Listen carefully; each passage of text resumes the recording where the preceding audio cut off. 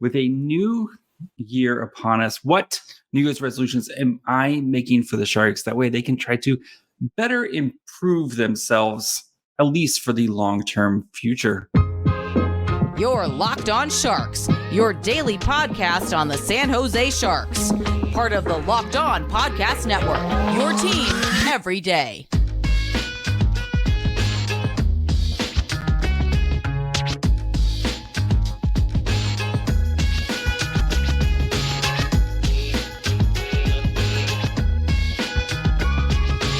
Hello, welcome to Locked On Sharks, the premier hockey podcast covering your favorite tanking team in the Bay Area. My name is JD Young, contributor at San Jose Hockey Now, and I want to thank you for making Locked On Sharks your first listen, proudly part of the Locked On Network, where we cover your team every day. And if you want to be an everydayer, all you have to do is just follow along wherever you get podcasts, or you can watch this on YouTube. Or do both. Both is great. So today I came up with some resolutions for the Sharks, right? It's a new year, new me. And some ways for the Sharks to kind of improve themselves in the long term and how to kind of continue to get the most out of what is already going to be a lost season. So before we get into all that, do want to let you guys know that today's episode is brought to you guys by GameTime. Download the GameTime app, create an account, and use code LOCKEDON for $20 off your first purchase. And I do know the Sharks play the Detroit Red Wings tonight at home at 7:30. You can catch every hit, every shot, every goal from the Hometown Sharks broadcast with SiriusXM on the SXM app. Search Sharks.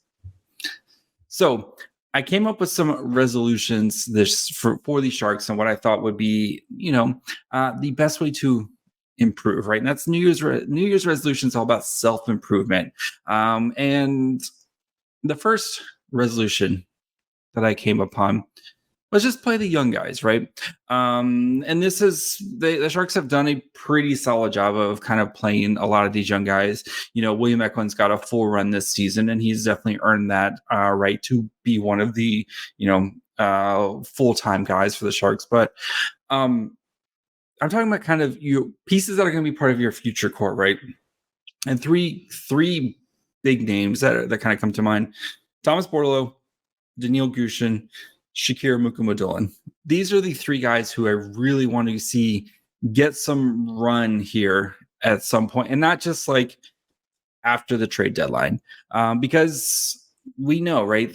We know a lot of the veteran guys aren't going to be here. We'll talk about what's going to happen with them, but like at some point, we know this season's lost, right? This team is dead last when it comes to points percentage. This season's lost. And I know Mike Grier is very much, he wants these guys to overripe him. And when they're ready to make the NHL, they're ready to kind of stick in the NHL. And that is fine. That is a very valid point. And we saw the success of William Macklin last year, right? Played basically the entire season in the AHL, came up, played his 8 games. So that way they wouldn't have to kickstart his ELC, and then went down and finished the season with Barracuda before getting injured. And William Eklund is a better player right now because of that, right? But you also had much better players on the roster last year, right?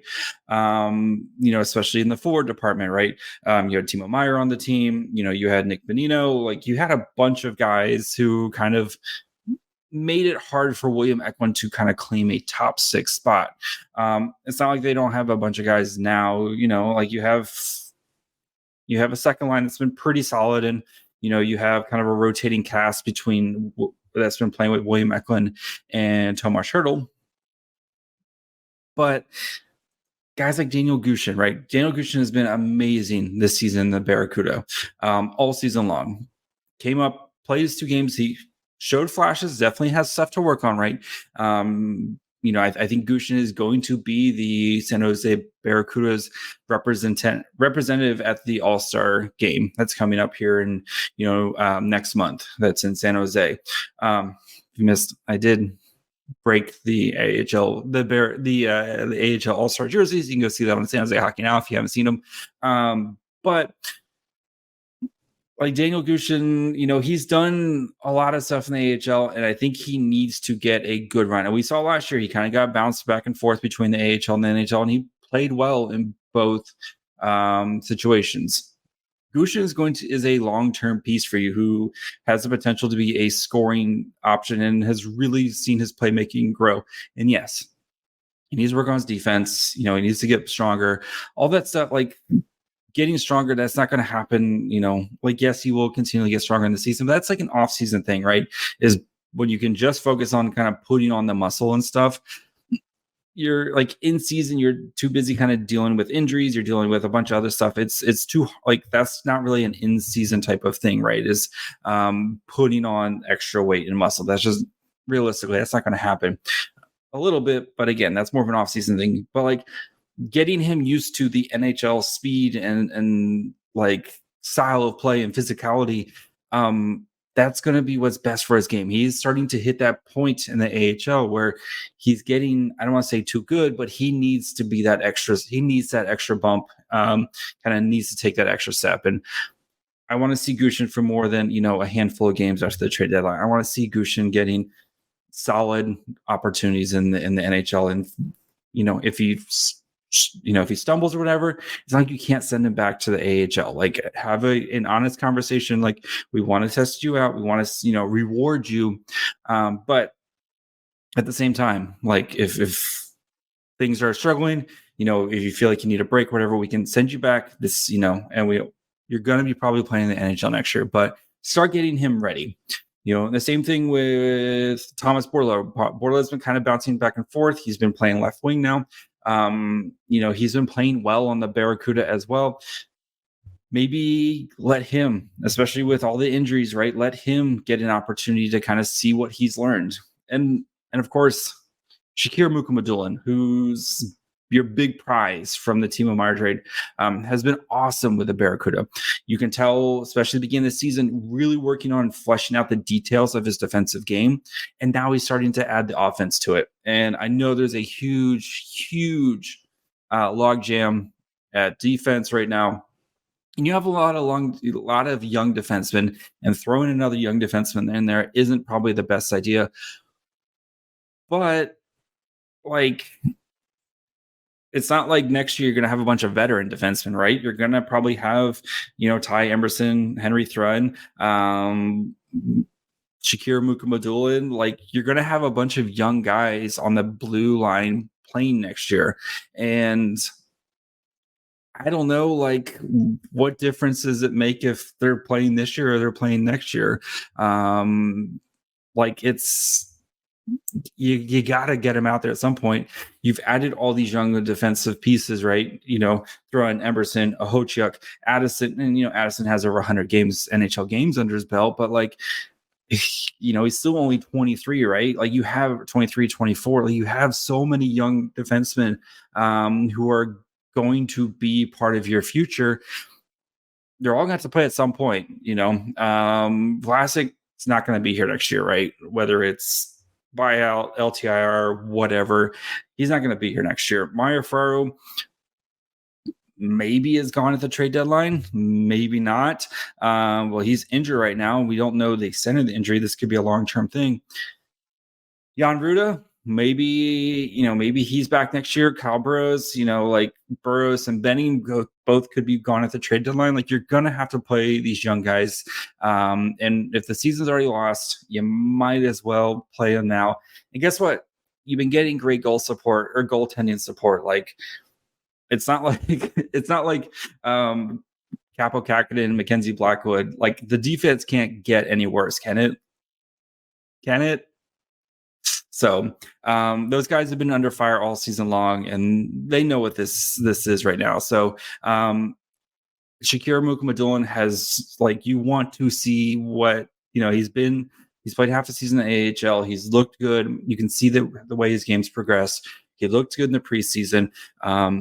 Yes, you have a ton of young defensemen on the roster, but they're going to have to start playing together at some point, and you might as well start doing it now. So Mike Grier, David Quinn, you guys have to start your New Year's resolution one. have to trust these young guys to continue their growth and development, right? And as for the long-term success of the franchise, you have to start playing these guys. So we'll get into my other resolutions here in just 1 second.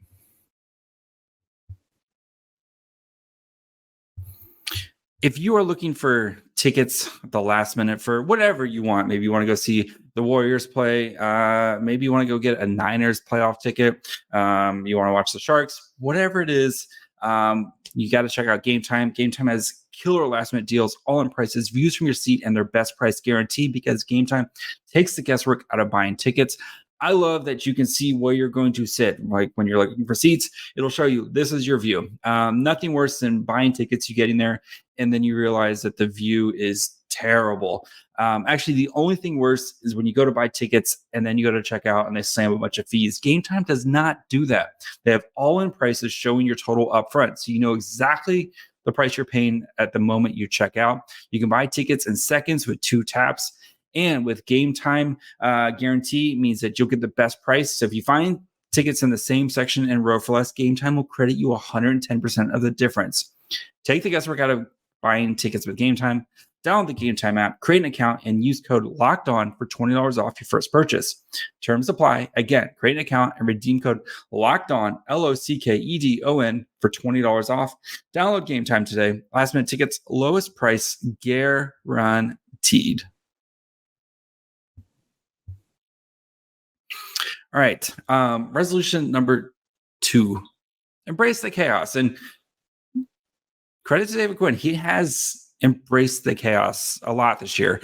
Continue to do so. Right. We've seen the 5-man forward power play unit, which has worked pretty well this season, and has, especially after some hiccups at the beginning of the year, has really kind of come into its own and be a huge part of the Sharks and their success, especially on the power play. We've seen it even at the end of the games, right? When 6-on-5, David Quinn just throwing out 6 forwards, saying, screw it, these are my 6 best players. We're going to go with these guys. And it's worked a lot, right? You know, especially the East Coast road trip that we'll all fondly remember. I want to see more. Four defensive PK, 4 D-man PK, pulling the goalie like with 5 minutes left. Like, experiment and have fun, and you never know what you're going to stumble upon, right? Who knows? Don't do the 4 PK, because that is insane. You'll kill your defenseman, especially with 6. But like, continue to kind of embrace the chaos, give guys new roles and new experiences that they can use to kind of build upon, right? Fabian Zetterlund, did you ever think of Zetterlund as a potential penalty killer guy? No, but you've played him on the penalty kill and he's created shorthand opportunities, right? And again, we know this team struggles for offense. Trying to find any offensive advantage that you can. If it's playing some of those guys like your Zetterlunds, your Eklunds, guys who can create opportunities off the rush, continue to do that. And again, what's the worst that happens? Fabian Zetterlund becomes an awesome PKer. That's just another guy. So you don't have to rely on your Luke Cunnins and Nico Sturms in the world to have to continually do it. You can put other players out there and provide different skill sets. Right? Like, pull the goalie with 5 minutes left if you're down by 1.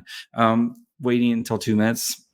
What does it matter if you don't tie the game? Does it matter if you lose by 1 or lose by 2 or lose by 3? No, like, a loss is a loss is a loss. But and just make things weird and chaotic and fun.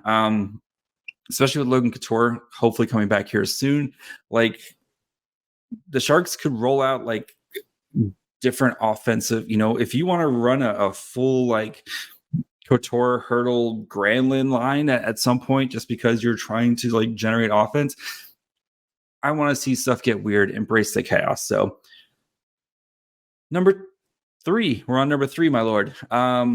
Make me work hard, make me work extra. And this is particularly to Mike Grier. And what I mean by that is be very, very proactive with the trade deadline. Like, Mike Grier should be working them phones now. I know the trade deadline is, beginning of March. Let me pull up the official. March 8th. So we have 2 months away. Why wait? Right? Why wait? Teams are very desperate for goaltenders, right? Look at the Leafs, look at Edmonton. Kaapo Kähkönen has been playing amazing on the last year of his deal. Take advantage of teams that are in bad situations, right? That's what you need to be doing. So I should be pumping out breaking news episodes, shorts, whatever it is. Like, that's what I mean by making me work extra. Mike Grier should be super active in the trade deadline. And he should not wait until the last minute. Like we saw him last year, right? Kind of around middle January, he started kind of selling off some pieces, right? Jacob Megna comes to mind, like some of the guys at some of these smaller pieces as you continue to kind of build up towards that. Remember, you never know. Jacob Megna, that trade ended up you getting Luca Cagnoni out of that pick. Who knows, right? And again, Luca Cagnoni is a developing player, but shows a lot of promise. You never know what these picks are going to turn into. But at the same time, like if you can maybe wrestle away a young NHL player for a pick, like don't be afraid to do that either. And I think we've seen Mike Grier be really smart with those. Looking at like Kalen Addison, claiming Ty Emberson, like these young guys who maybe didn't have an opportunity elsewhere. Come to San Jose and show what you got. We have plenty of opportunities around for everyone. So we know the big names, right? Mario Ferraro, one of, if not both of the goalies, Kaapo Kähkönen, Mackenzie Blackwood, Mikael Granlund, Anthony Duclair, Mike Hoffman. Start selling off all the pieces that you get. If even the defensemen, right? If someone, Matt Benning, Kyle Burrows, I know Kyle Burrows just got here, but like you have a bunch of young defensemen that have way more upside than these guys. And again, like I talked about in the first section, you need to play the young guys and let them get NHL experience. So Mike Grier, put me to work, buddy. Put me to work. Start making those trades. Trade deadline's 2 months away. I know that's forever. It feels like forever in the NHL world, but it goes by quick, right?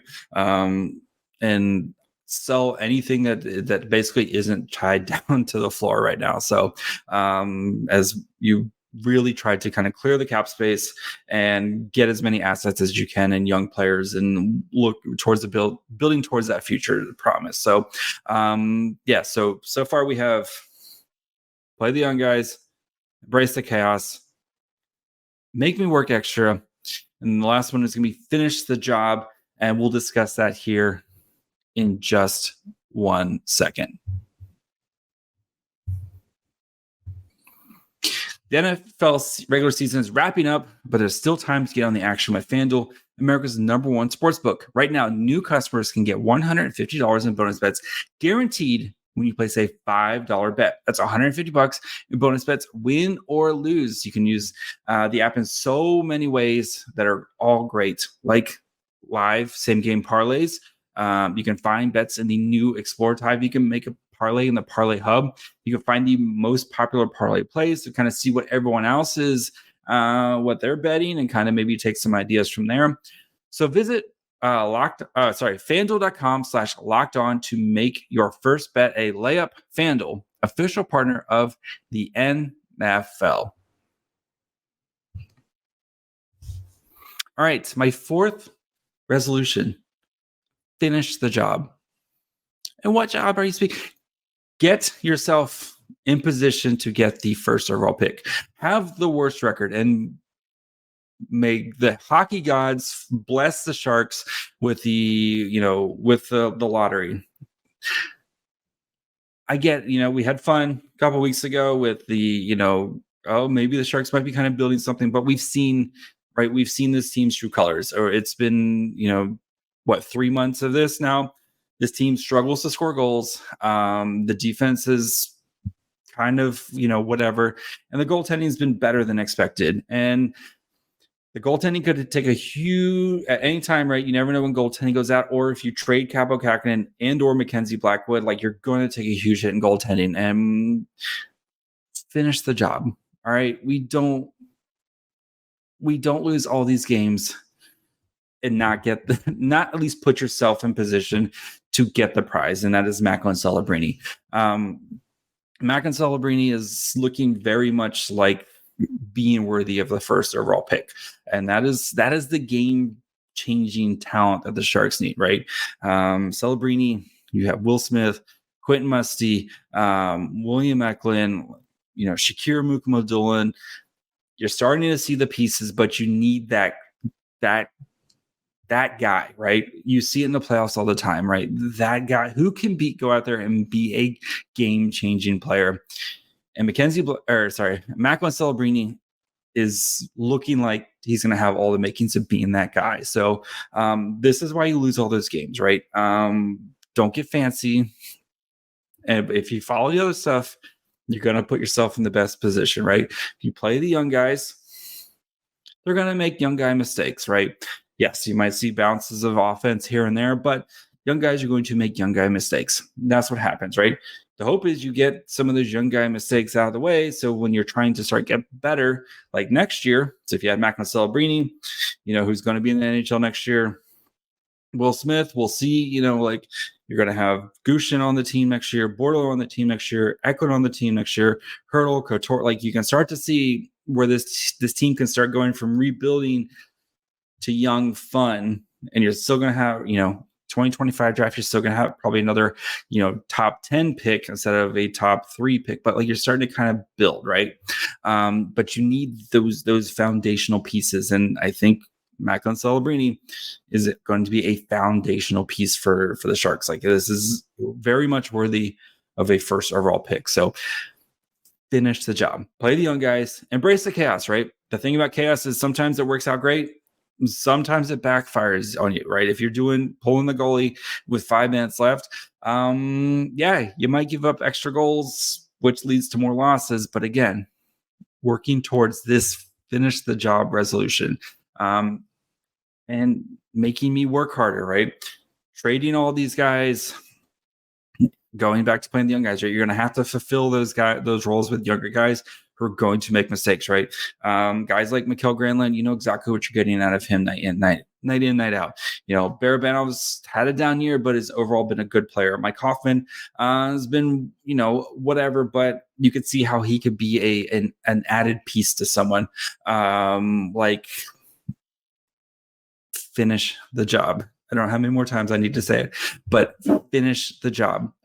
Make sure that when it comes to the draft lottery, you are the number one contender. And if the Sharks don't get the first overall pick because of it, you've done everything in your power to at least put yourself in the best position in this draft. You're going to get a good player at 2 or 3 or whatever you pick. Like there's great players in this draft.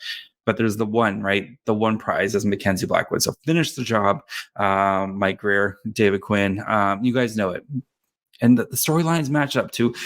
This is the year where it being like sports is all about storylines, right? That's why we love them, right? There's the storylines, guys, kind of everything kind of coming together. And this is the year where last year, Celebrini to Chicago, or sorry, not Celebrini, Connor Bedard to Chicago, right? Generational prospect, put him with the original 16. Understand that. Bettman's not going to, if he's going to rig it, he's going to rig it this year towards this storyline with Macklin Celebrini, former junior Shark. His dad used to work for the Warriors. He's playing at Boston University with Mike Grier and David Quinn, both Boston University alumni. It just makes too much sense for this not to work out for the Sharks. And yes, I'm 1000% getting my hopes up too high, and that's fine. That's what you have to do to get through this lean time, right? I mean, the Sharks have lost 8 games in a row, probably 9 tonight after they play the Red Wings. Then they play the Jets, who are on a run. You play Toronto twice in a row. Like this is going to be probably another their second double-digit losing streak, and we haven't even hit the All-Star break this year. Like this is this is a rough season. So you have to hope. You have to hope that days are going to get better. Else, why do we do this to ourselves? So finish the job. Put yourself in a position to get the top overall pick in the draft. Get yourself a nice Macklin Celebrini. And then you know what that does if you have Macklin Celebrini? That makes Will Smith's life so much easier because Will Smith doesn't have to be the 1C. He can play 2C. And if you want an offensive guy who maybe you don't get the most out of him defensively, cool. Go play him at 2C and let Will Smith run around and do awesome Will Smith stuff. Or you put Will Smith on the wing with Macklin Celebrini, and you could have Eklund, Celebrini, and Smith, and let's ride with that. Getting a guy like Macklin Celebrini will change your franchise and make all this worth it. So that's my New Year's resolutions for the Sharks. Play the young guys, let these guys get experience. So that way this thing, we have something that we're working towards and you can see tangible progress, right? Embrace the chaos of the season. And David Quinn's done a good job of that so far. Make me work more. Get Mike Grier, those phone, borrow all of Doug Wilson's phones. I'm sure there's still a bunch of them around the office, and get those trades going and finish the job. So we'll be back tomorrow to talk about the Red Wings game. We'll push back the Prospect Reef until that'll probably be on Thursday. And then Friday, we'll break down the Jets game. So make sure you guys are locked in here at Locked On Sharks, wherever you get podcasts. And of course, you can watch on YouTube as well. You can follow the show on Twitter, Facebook, and Instagram at Locked On Sharks. You can follow me on Twitter at MyFryhole. Until tomorrow. Bye, friends.